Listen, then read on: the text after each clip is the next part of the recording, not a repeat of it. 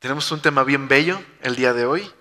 Vamos a estar revisando la última parte de la primera parte del capítulo 4 y hemos aprendido algo acerca de cómo Dios ha formado a su iglesia.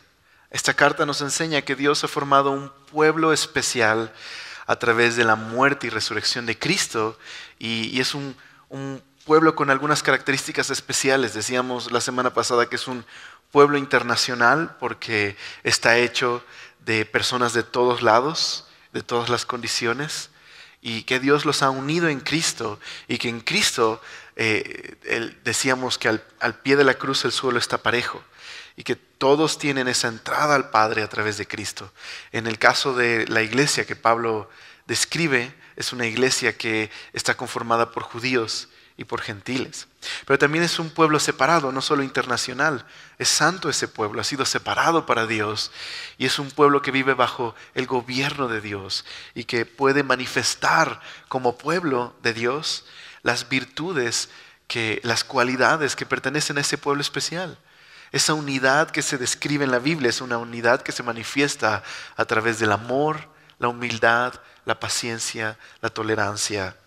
Y eso es lo que enfatiza Pablo en la primera parte, esa unidad gloriosa que tenemos por ser parte del pueblo de Dios. Pero ahora, como lo vimos la semana pasada, Pablo también enfatiza la necesidad de una diversidad espiritual dentro de esta unidad, como en un cuerpo. Es un solo cuerpo el que tenemos, en la analogía de Pablo, pero hay miembros distintos dentro del cuerpo, cumpliendo distintas funciones y distintos roles, pero todos sirven a un solo propósito, el crecimiento del cuerpo, como el caso del cuerpo humano. Es lo mismo en el sentido espiritual. La iglesia es una sola iglesia, aunque tiene expresiones locales distintas, pero hay muchos miembros que conforman a la iglesia y cada miembro tiene una función especial, un rol especial que cumplir y todos esos miembros distintos, cada uno con un don especial, funciona a un solo propósito, el crecimiento de la iglesia. Eso fue lo que vimos la semana pasada. Bueno, recordando un par de cosas, la Biblia nos dice en el capítulo 4, en el versículo número 7, pero a cada uno de nosotros fue dada la gracia conforme a la medida del don de Cristo. Entonces, Pablo subraya el hecho de que hay diversidad de dones en la iglesia y que todos estos dones son dados por el mismo Dios y son dados por gracia. Cristo ha constituido, ha levantado ciertos ministerios dentro de la iglesia en base a su gracia. Son regalos para la iglesia. Y eso podemos decirlo no solo de los ministerios que aparecen aquí, sino todas las listas de dones que aparecen en Romanos, en Corintios y aquí también en Efesios. Son dones que Dios da de acuerdo a su gracia, a su generosidad. Entonces aquí llegamos a un punto muy importante. Dios nos ha salvado por gracia, ¿verdad? Su favor inmerecido, no nos ganamos la salvación, no compramos la salvación, Dios nos las ha dado por gracia. Pero igual, el servicio en la iglesia es por gracia. Así como Dios por gracia nos salva, Dios por gracia nos equipa, nos capacita para servirle a Él. Y eso es lo que dice este pasaje. Es los dones que Dios da para capacitar a su iglesia. Y hablamos acerca de los dones que aquí se describen, que todos giran en torno a la enseñanza, ¿recuerdas? Apóstoles, profetas, evangelistas, pastores y maestros, todos ellos giran alrededor de la enseñanza bíblica. Así que nos hacíamos una pregunta la semana pasada. Si todos estos dones Cristo los ha dado a la iglesia y son dones de enseñanza para la iglesia y por lo tanto es la mayor necesidad en la iglesia, la pregunta es, ¿dónde está la autoridad? ¿Cómo una persona puede levantarse y declararse a sí misma un pastor, o un evangelista o un profeta? ¿Quién le imparte autoridad? Entonces, aprendimos una cosa. Este texto enseña que primero está el llamado de Dios, ¿verdad? Dios es el que da el don. No son los hombres los que dan los dones. Las personas no pueden otorgar a una persona de un don espiritual. Solo Cristo lo puede hacer. Pero también decíamos que habría que comparar este pasaje con otros pasajes que Pablo enseña acerca del ministerio, como Primera de Timoteo. En Primera de Timoteo encontramos los requisitos que tiene que tener aquellos que van a tener van a desempeñar un oficio de enseñanza en la iglesia. Así que debe haber un don, un llamado de Dios, pero también según la lista de Timoteo, esa persona tiene que tener un carácter íntegro. Tiene que ser una persona que tenga un carácter moral que refleje a Jesucristo.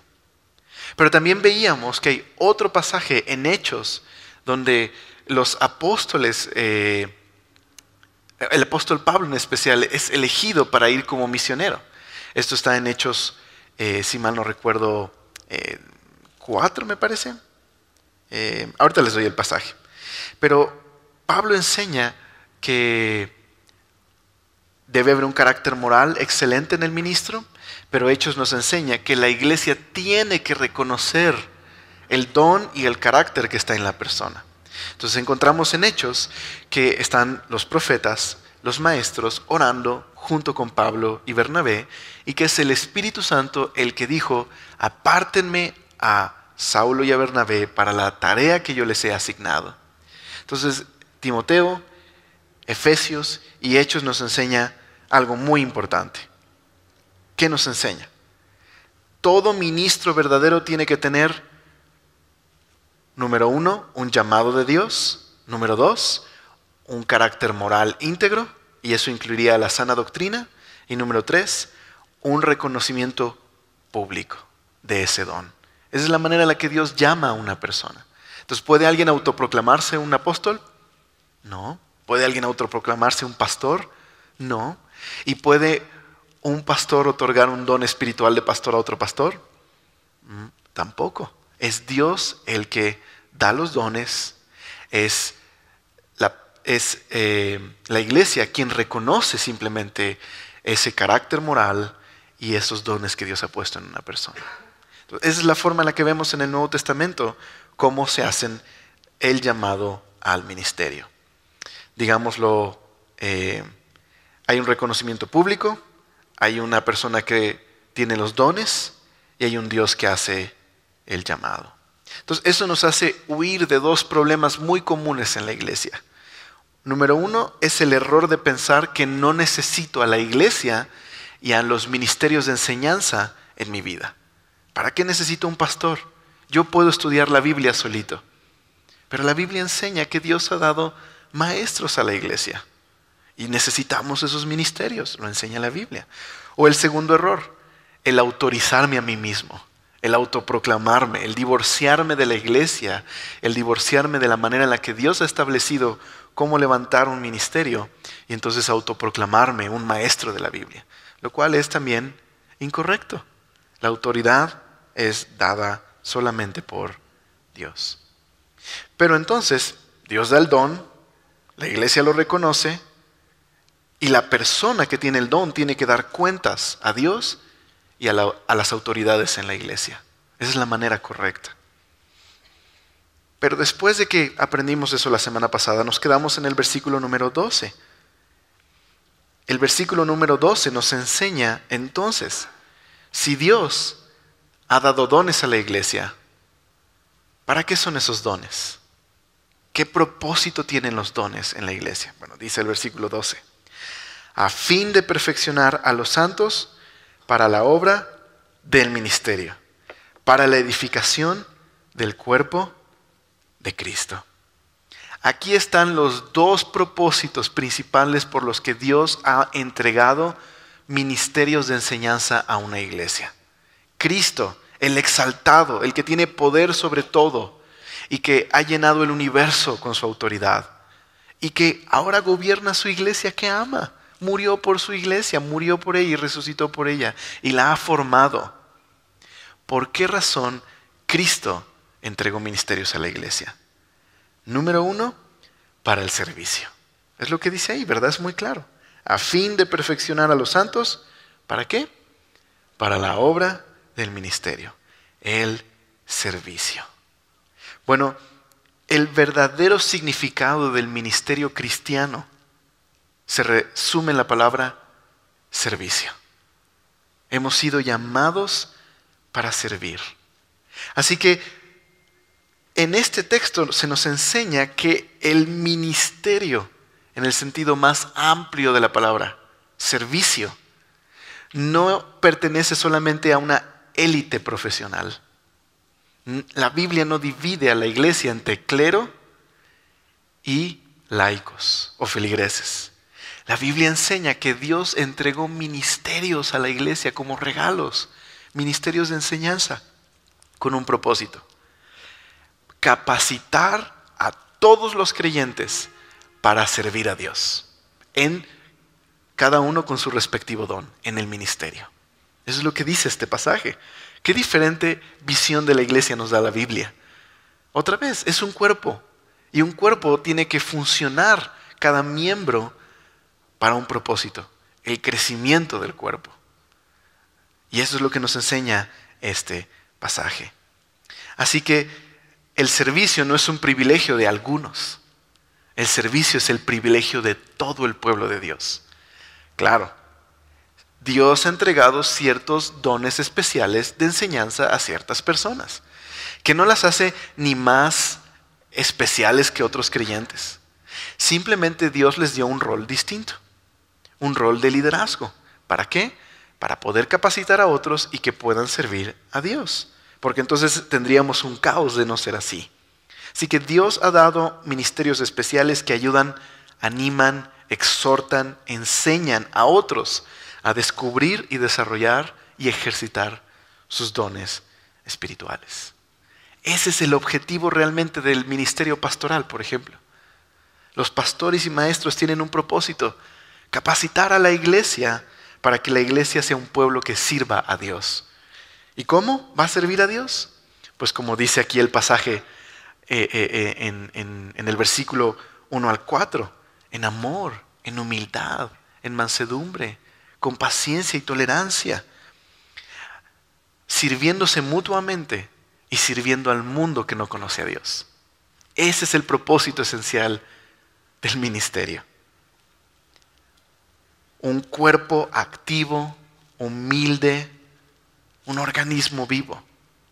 Así que, ¿qué modelos de la iglesia nos invita este pasaje a evitar? ¿Cuáles serían modelos equivocados de iglesia? Bueno, diríamos, tenemos el modelo imperial. ¿Cuál es el modelo imperial? Donde tenemos un pastor que monopoliza el ministerio y que las personas simplemente están ahí para servir al pastor. Ese tipo de diseño convierte al pastor en una especie de emperador que simplemente sujeta a la iglesia y oprime a la iglesia.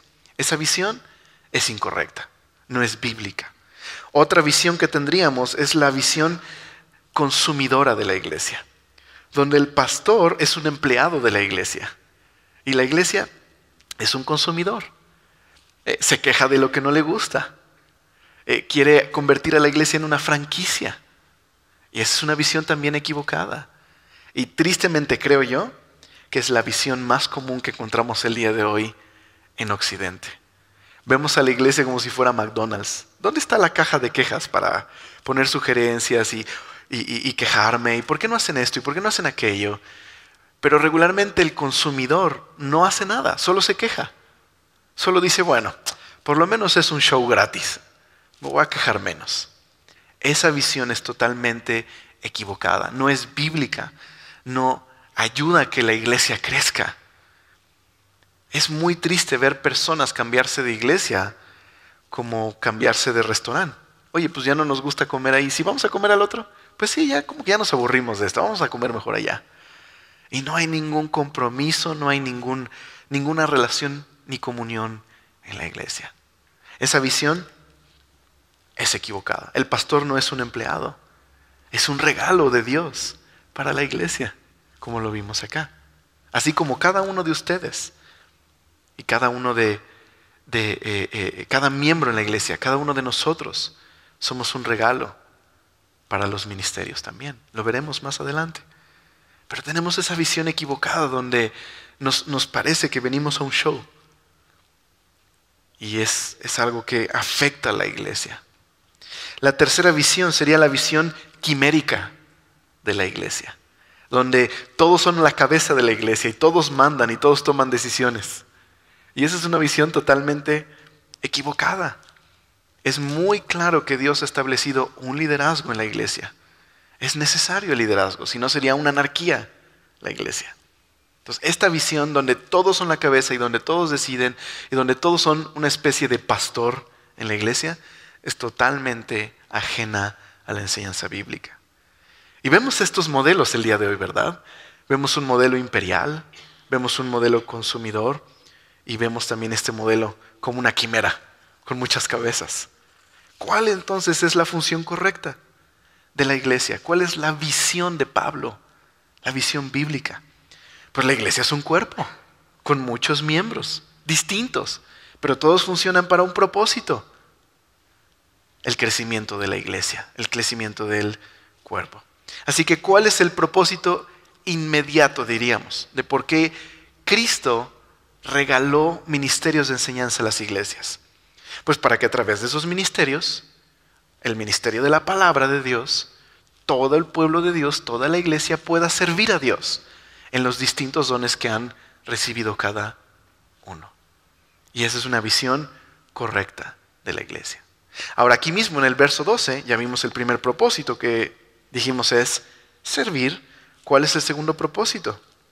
Pues aquí también lo dice, Pablo dice el verso 12, para la edificación del cuerpo de Cristo. Cuando cada miembro de la iglesia, cada uno de nosotros, está cumpliendo con su función, con su rol, con el don que Dios le ha dado, sucede algo hermoso en la iglesia. La iglesia se edifica. La iglesia crece. Cuando cada uno utiliza el don, el talento que Dios le entregó por gracia, entonces ocurre esto, que la iglesia es una manifestación gloriosa de un cuerpo saludable y maduro.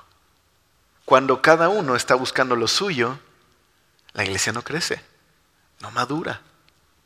Y esto es importante a nivel local, pero también es importante a nivel iglesia universal, en su manifestación mundial. Por eso Dios nos ha dado dones con un propósito muy especial. Entonces aquí descubrimos algo acerca de los dones. ¿Para qué son los dones espirituales? Si son para servir a Dios y son para la edificación de la iglesia, ¿qué significa? Que los dones no son para mí, los dones son para el servicio de los demás. No son para uso egoísta. Así que las listas que encontramos en Romanos, en Efesios y en 1 Corintios no son para mi deleite. No son para que yo busque un don y yo poder edificarme a mí mismo. Hay un solo don en la lista de dones que es de edificación propia. Lo voy a mencionar en un momento más. Todos los demás son para servir a los demás. Eso es muy, muy, muy importante entenderlo. Esta es la naturaleza de los dones. Entonces, por eso 1 Corintios 12, lo voy a leer en una versión sencilla, verso 7 dice: a cada uno de nosotros se nos dio un don espiritual para que nos ayudemos mutuamente. Bueno, en la NBI dice: a cada uno se le da una manifestación especial del Espíritu para el bien de los demás. ¡Qué glorioso! Todos somos útiles en la iglesia. Todos somos importantes. Todos somos necesarios. Esto es muy bello, es una imagen muy bella de la iglesia. Cada uno su función, cada uno un rol, pero cada uno es necesario en la iglesia. Bueno, en 1 Corintios 12 hay una imagen muy clara de esto, donde hay algunos miembros distintos de otros, pero no podemos prescindir de ninguno en el cuerpo humano. Eso es importante para entender la naturaleza de la iglesia. Todos los dones son para servir a los demás, pero no todos los dones tienen el mismo nivel de utilidad. Y eso es interesante. ¿cuáles son los mejores dones? ¿Habrá mejores dones? Bueno, 1 Corintios dice que busquemos los mejores dones. Y si uno lee la lista de Corintios, tiene una tendencia muy natural a decir, bueno, los dones de sanidad y de milagro deben ser los mejores dones. Pero no es así. Los mejores dones son aquellos que edifican a los demás. Esos son los mejores dones. Por eso, el único don que tiene una edificación propia en la Biblia es el don de lenguas, que es un don que implica alabanza y adoración a Dios y que no es un don para hablar a los hombres, es un don para edificación privada. Y por eso Pablo, en 1 Corintios 14, a una iglesia que mantenía el don de lenguas como un don superior, les dice, yo prefiero en la iglesia hablar en 5 palabras en griego que miles en lenguas, que ustedes no me entiendan. ¿Por qué? Porque el don de profecía, dice Pablo, es mejor porque Dios habla a los hombres. Entonces, sí hay dones mejores. ¿Cuáles? Pues los dones que edifican a los demás. Esos son los dones mejores. Así que ya aprendimos algo muy importante acerca de la naturaleza de los ministerios. Son los ministerios que Cristo ha dado de enseñanza para equipar a la iglesia, para que la iglesia sirva. Y la iglesia, cada miembro de la iglesia tiene un don especial dado por Dios.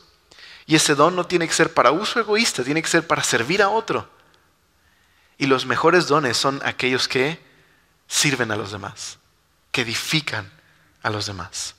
Y cuando todo esto ocurre, cuando Cristo, que de acuerdo a su gracia ha derramado dones en la iglesia, y entonces los ministerios de enseñanza enseñan correctamente la palabra de Dios y capacitan a la iglesia, y entonces la iglesia comienza a servirse mutuamente de acuerdo al don que cada uno ha recibido, la iglesia madura, crece, es saludable, manifiesta la unidad que vimos, que está descrita del verso 1 al 4. Amor, tolerancia, paciencia. Todas esas cualidades de carácter, mansedumbre. Así que tenemos que apreciar los dones que ha dado Dios a la iglesia, ¿verdad? Tenemos que apreciar a cada miembro de la iglesia. Tenemos que apreciar los ministerios de enseñanza. Tenemos que apreciar los pastores y maestros que Dios ha dado en Semilla. Dios ha sido bueno y ha dado pastores y maestros y tengo que apreciarlos, cada uno con su expresión distinta. ¿Te das cuenta cómo esta visión de la iglesia nos quita esta idea de a mí no me gusta él como predica porque... Pero si Dios lo puso en la iglesia, ¿no será que es necesario? ¿Sí me explico? Nos quita esta imagen comercial que tenemos de yo le voy al otro pastor más porque este otro pastor... Y ¿sabes qué? Todos los pastores tienen su propia expresión de ese don que Dios les dio, que por supuesto puede ser refinado, Dios puede ayudarles a mejorar, pero cada uno tiene su expresión, su carácter y está bien. No, otra vez, si queremos que todos sean iguales, perdemos la diversidad que precisamente Cristo ha dado a su iglesia. Como un tapiz de colores vivo, un organismo vivo. Cada pastor tiene que ser apreciado por ese don espiritual que le ha dado. Pero lo mismo con cada miembro de la iglesia. Cada miembro de la iglesia tiene su carácter que Dios le ha dado y un don y que se expresa de cierta manera. Y en el momento en que yo creo que es innecesario, me he salido de la visión bíblica. En el momento en el que creo, ¿por qué no lo haces como yo lo hago? Me he salido de la visión bíblica. Tengo que apreciar a cada miembro. Es un regalo de Dios cada miembro en la iglesia. Cada don que Dios ha dado es un bello, bello obsequio para la iglesia. Y tenemos que apreciarlo. Nos da una imagen muy hermosa la Biblia acerca del cuerpo de Cristo. Así que todos tenemos un don. ¿Y eso qué significa? Lo siguiente, todos tenemos una responsabilidad. Cada uno de nosotros aquí en la iglesia tenemos una responsabilidad. ¿Y cuál es esa responsabilidad? Contribuir al crecimiento de la iglesia. Entonces, igual, esta imagen de vengo a la iglesia, atiéndanme, sírvanme, denme de comer, en cualquier sentido, no es una imagen bíblica.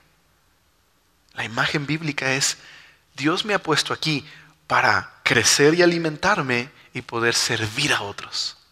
Y Dios me dio algo que Dios en su momento y de acuerdo al liderazgo que Él colocó en la iglesia, va a operar para su gloria. Esa es la imagen correcta. Por lo tanto, ¿qué hacemos con esto? Dios quiere que tú y yo tengamos una visión más amplia de la iglesia. ¿Será tu visión una visión consumidora? ¿O estoy yo teniendo la visión correcta de la iglesia?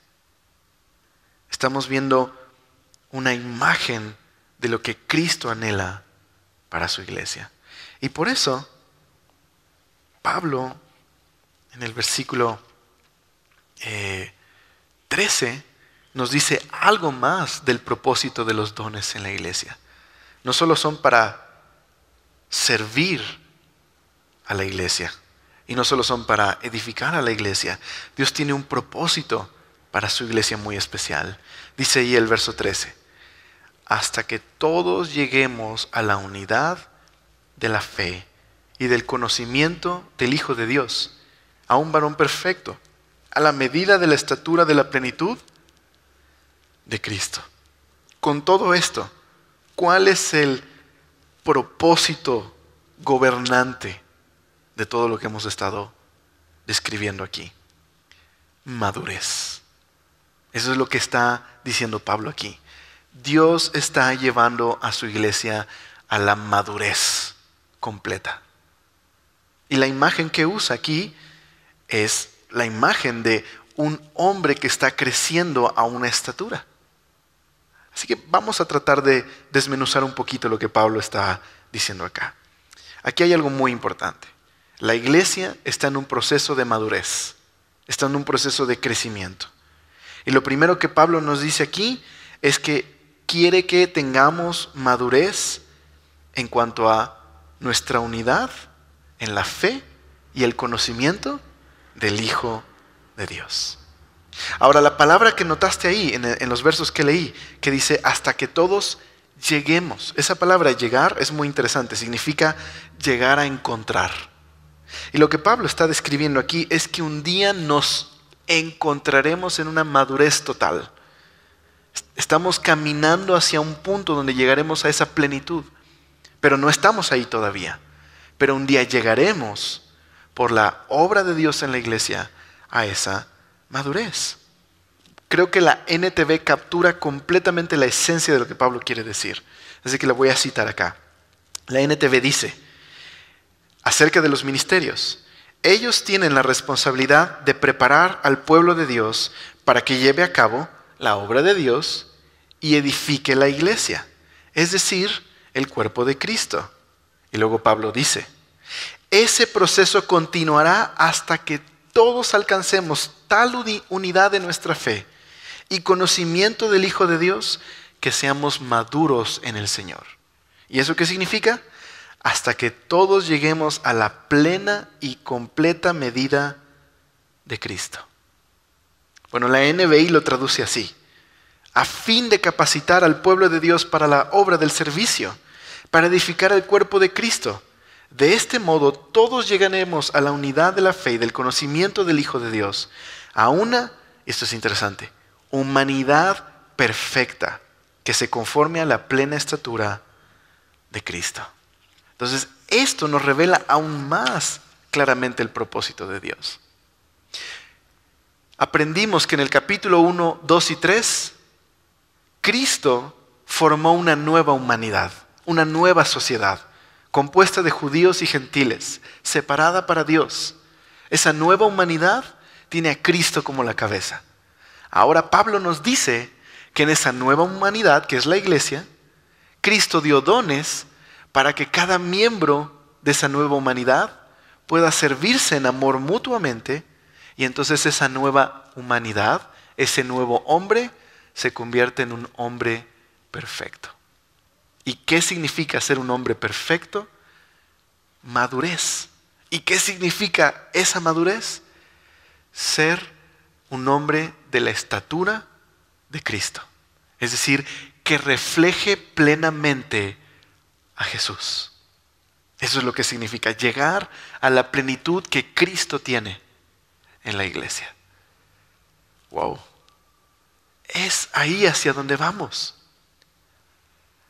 Pero Alex, ¿y qué significa eso para mí? Bueno, eso significa que esto que es una verdad a nivel corporativo, también es verdad en lo individual. La meta de Dios para ti y para mí en lo individual es que maduremos. Ese es el propósito. Dios quiere que reflejes plenamente a Jesús, que la plenitud que está en Jesús esté en ti.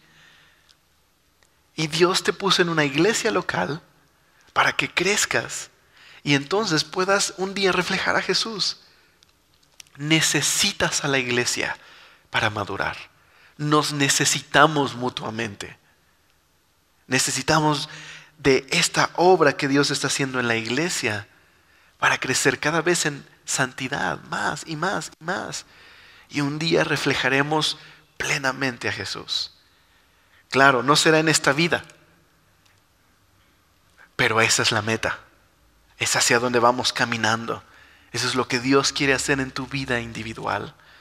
Y entonces a través de estudiar la Biblia en lo individual, pero también juntos como iglesia, a través de que tú adores a Dios y tengas una relación con Dios a solas, pero también en la iglesia, es que Dios te va a hacer madurar.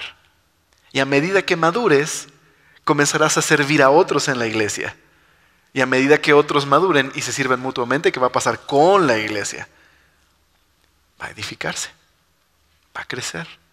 Ese es el plan maravilloso que Dios tiene para ti y para mí. Así que la unidad que describe la Biblia, la unidad espiritual, es algo que ya tenemos por lo que Cristo hizo en la cruz. Ya nos unió Jesús. Cuando nos unimos a Cristo, Él nos unió entre nosotros. Pero esa unidad no está completa. Es una unidad que está creciendo hacia la plenitud, hacia la imagen de Jesús. Ahora, si notas en el pasaje conmigo, dice que llegaremos a la unidad ¿de qué? De la fe y el conocimiento del Hijo de Dios. ¿Y qué significa esto? Pues significa que no podemos alcanzar la madurez sin fe y sin conocimiento cristiano.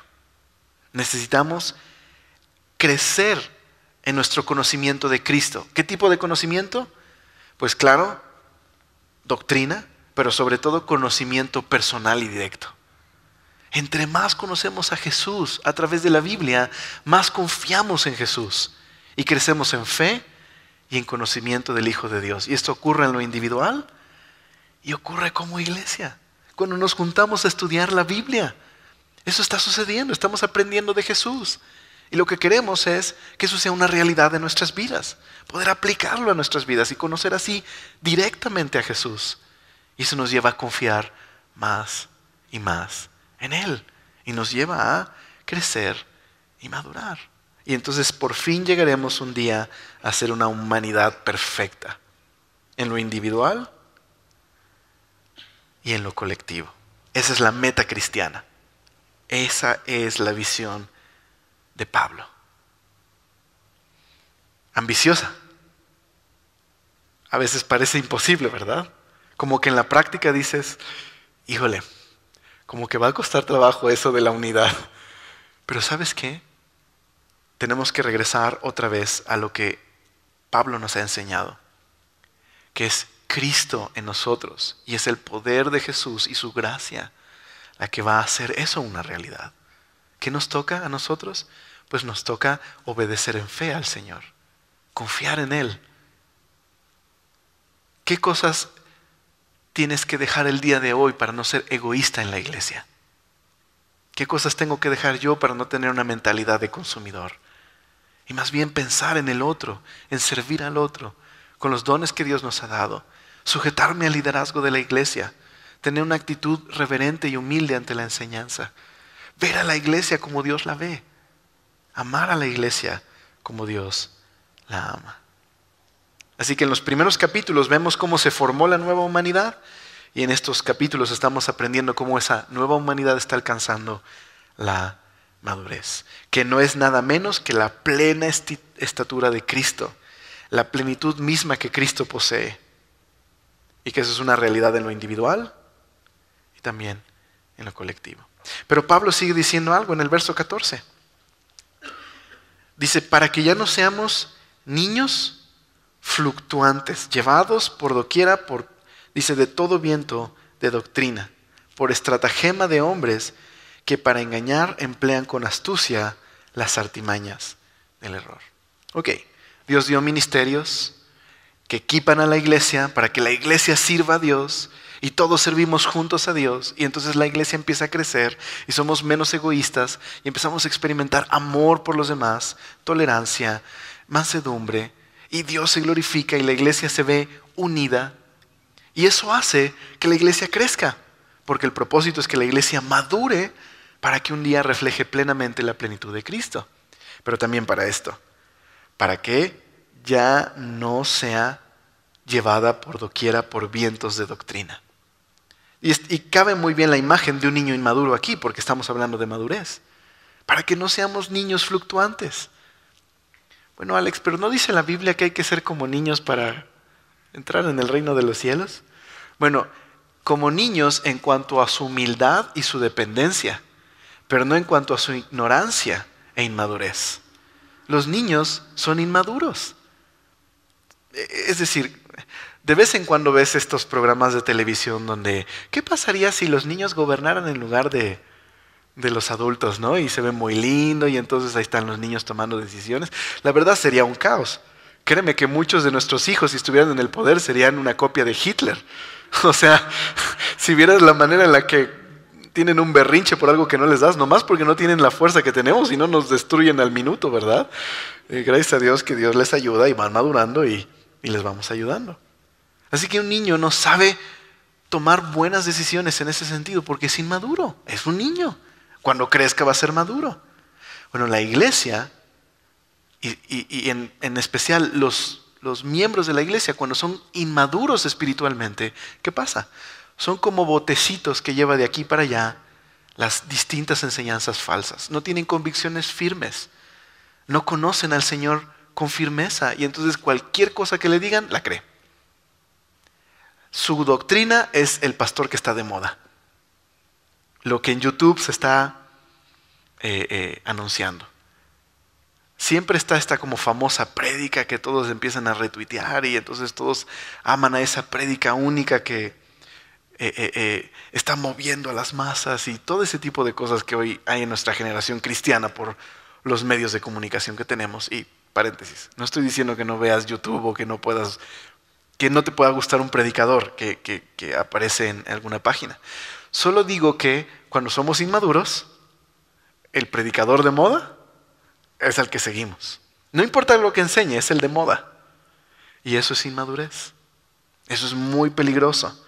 Porque aparte el texto nos dice que son llevados por cualquier viento de doctrina por hombres que charlatanes. Esa es la idea aquí.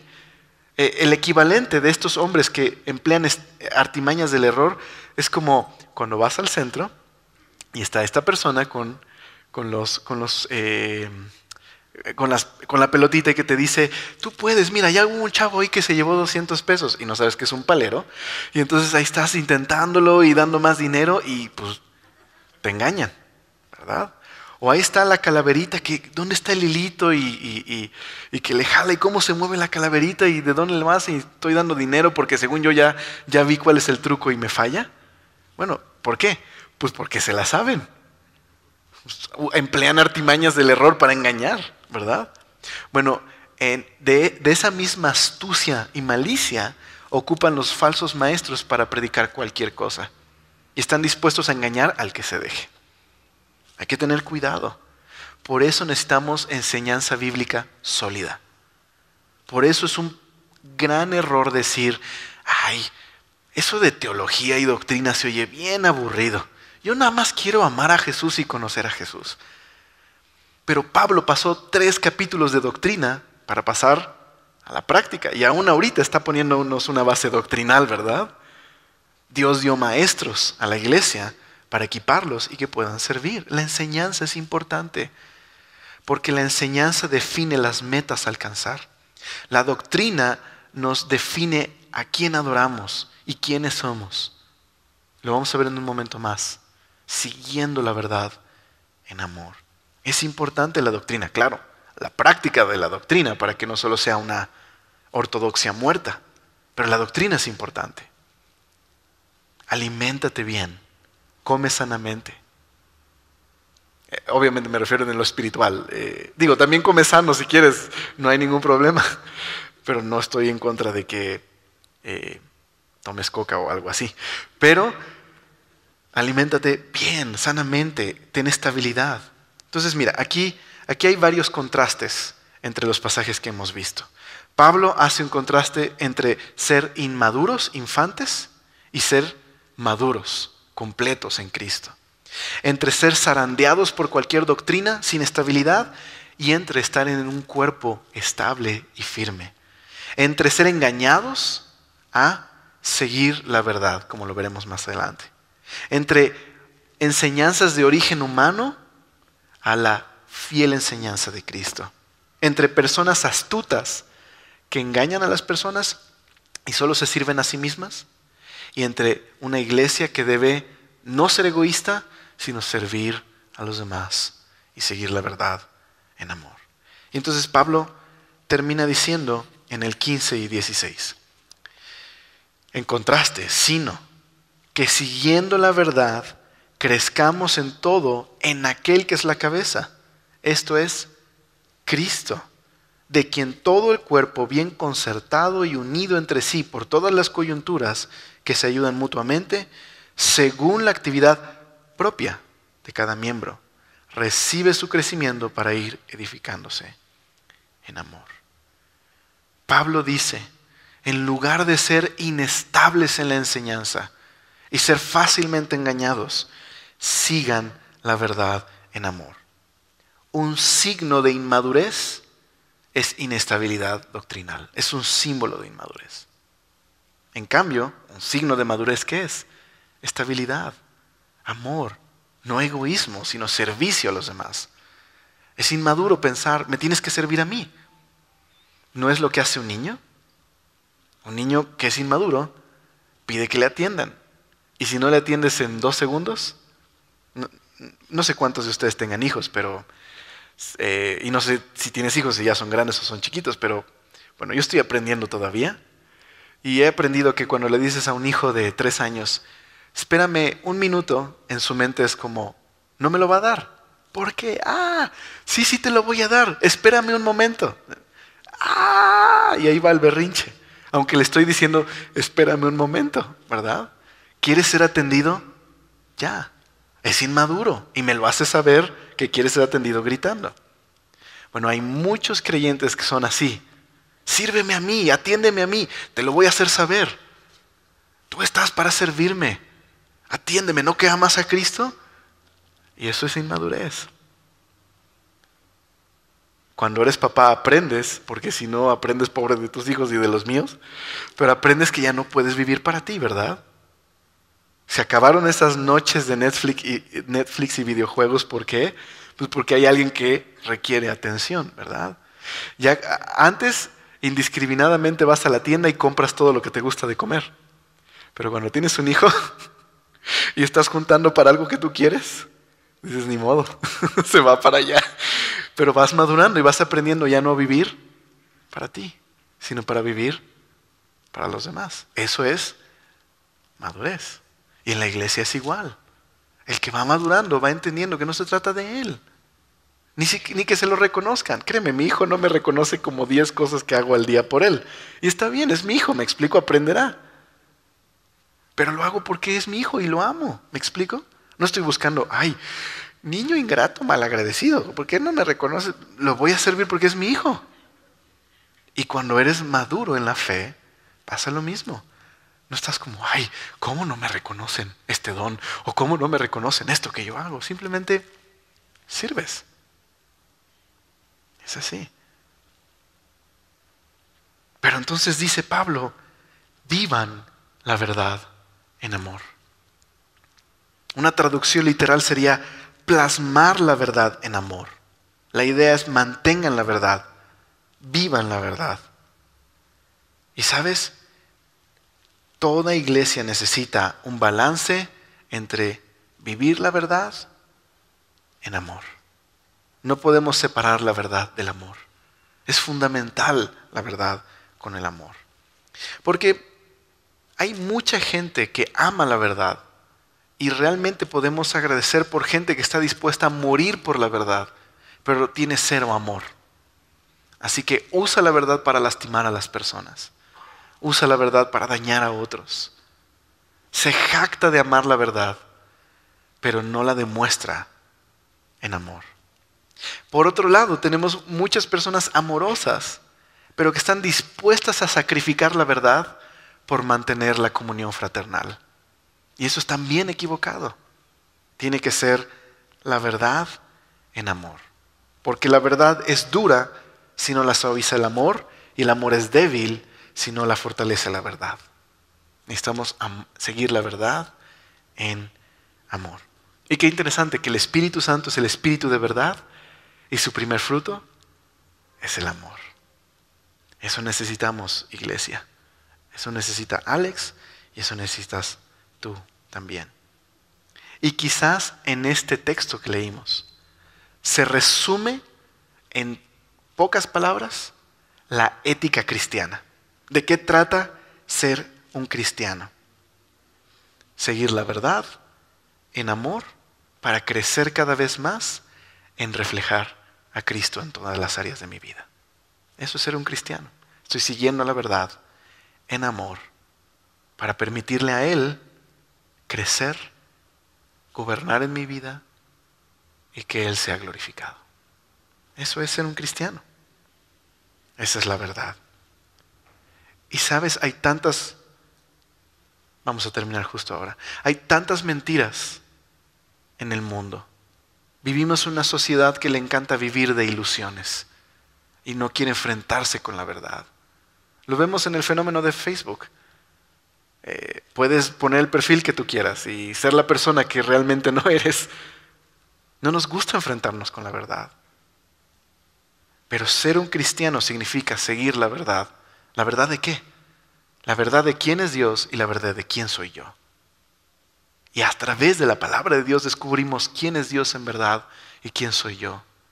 Y tenemos que empezar a practicarlo en casa. Empezar a hablar la verdad con nuestra familia, con nuestros hijos y con nuestra esposa o esposo, con nuestros papás. Hablar lo que es verdadero. Tenemos que hacerlo en el trabajo.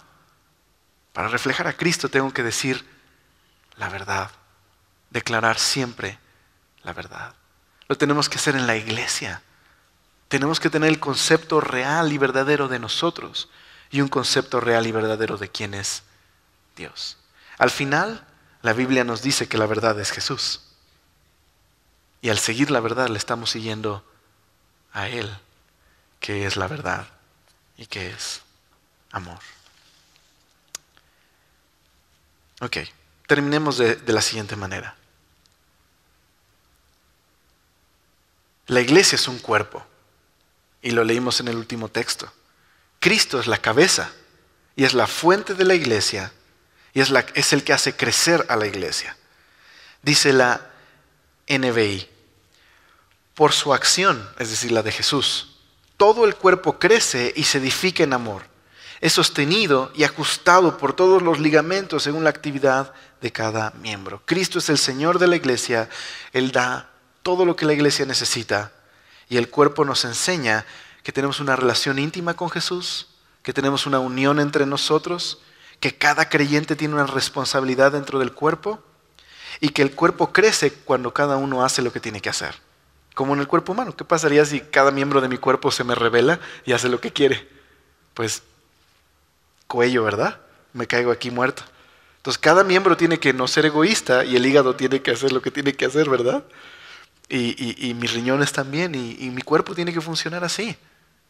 ¿Qué pasa cuando una célula del cuerpo no hace lo que tiene que hacer? Ustedes conocen esa enfermedad. hace un estrago en el cuerpo, eso es cáncer. Cuando el cuerpo hace lo que tiene que hacer, funciona, es saludable. Y aparte tiene una cabeza, quien le gobierna. Por lo tanto, la visión de la iglesia de Pablo es una sociedad que manifiesta el amor, la diversidad espiritual y crece en madurez. Esta es la norma bíblica. Okay. Algunos se enfocan entonces, hablando de la iglesia, demasiado en la estructura, ¿verdad? Se preocupan por cómo funciona la iglesia en sus estructuras y olvidan que Pablo dice que la comunidad cristiana tiene que ser marcada por amor, humildad. Hay algunos que se preocupan demasiado por el énfasis teológico en la iglesia, pero no lo llevan a cabo, no lo practican. Hay algunos que están muy preocupados por mantener el control de la iglesia y se convierten en un monopolio y se olvidan que es Jesús el que dirige a su iglesia. Hay algunos que están comprometidos con la comunidad de su congregación y están llenos de programas y tratan de hacer a la iglesia atractiva y tratan de hacer a la iglesia algo relevante y moderno. Y se olvidan que lo importante no son las estrategias ni el crecimiento en números, sino la madurez espiritual de la iglesia y que sea una iglesia que manifieste el amor. Algunos están tan preocupados por la acción social que se les olvida la necesidad de predicar el evangelio que reconcilia a los hombres con Dios. Y algunos están tan preocupados por la doctrina que se aíslan de otros creyentes porque creen que ellos tienen la verdad y no aman a otros. Pero hay otros que dejan la doctrina por el amor y entonces introducen el error en la iglesia. Hay algunos que son solitarios y creen que pueden prescindir de la iglesia y buscar por su propia cuenta a Dios y se olvidan que la iglesia es la comunidad que Dios compró con la sangre de Jesús y que Jesús ama a su iglesia. Y hay algunos demasiado radicales que quieren destruir a la iglesia porque no están de acuerdo con la iglesia como una institución y creen que eso es perverso. Y se olvidan que Dios ha dado un orden a la iglesia y un liderazgo local. Y aunque a través de la historia de la iglesia se han agregado tradiciones, vemos claramente en la Biblia que el Dios de la Biblia es un Dios de orden y ha puesto un liderazgo. Así que nos exhorta la Biblia a mantener la unidad, a servirnos mutuamente, a responder a su gracia, a valorar los ministerios de enseñanza. Ese es el ideal de la iglesia. ¿Por qué no oramos por esto y le damos gracias a Dios? Señor, gracias por ser tan bueno, por amarnos de la manera que solo tú lo has hecho, Señor. Gracias por entregarnos regalos a cada uno, Señor. Y que tú quieres que funcionemos para el bienestar de tu iglesia, Señor. Perdónanos por tener esta imagen en la que queremos que los demás nos sirvan a nosotros y queremos consumir de los demás. En lugar de, a veces, servir a otros, Señor, y no ser egoístas. Perdónanos cuando tenemos una visión equivocada de la iglesia y somos nosotros los que nos queremos poner por encima de la iglesia y decir lo que la iglesia tiene que ser, en lugar de venir con humildad a tu palabra y darnos cuenta, Señor, que tú nos has llamado a amar a tu iglesia, a servir a tu iglesia, a orar por tu iglesia, Señor, en todas sus distintas y coloridas expresiones en el mundo. Así como nos has llamado a amar y servir a nuestra iglesia local. Ayúdanos a recordar que no se trata de nosotros, se trata de ti, Señor. Se trata de tu gloria y de que cuando realmente servimos a otros, tú eres glorificado y la iglesia en verdad puede crecer y el mundo de allá afuera puede ver que tú nos has amado, Señor, y que realmente Cristo ha venido a este mundo para salvar. Señor, no permitas que tu iglesia se opaque por nuestro egoísmo, por nuestros pleitos. Ten misericordia de nosotros, Señor. Y ayúdanos a crecer y madurar, Señor, y preocuparnos por el bienestar de cada uno de los miembros en la iglesia. Ayúdanos, Señor, a ser iglesia, un organismo vivo, Señor, y que tú dirijas a tu iglesia. Y Señor, gracias nuevamente por nuestro pastor. Es un regalo, Señor, para tu iglesia. Y Señor, simplemente queremos rogarte que tú le sostengas en este tiempo y nos ayudes a madurar, Señor, en lo individual, pero como iglesia también, Señor. Y gracias por ser tan bueno. Te lo pedimos en tu nombre. Amén.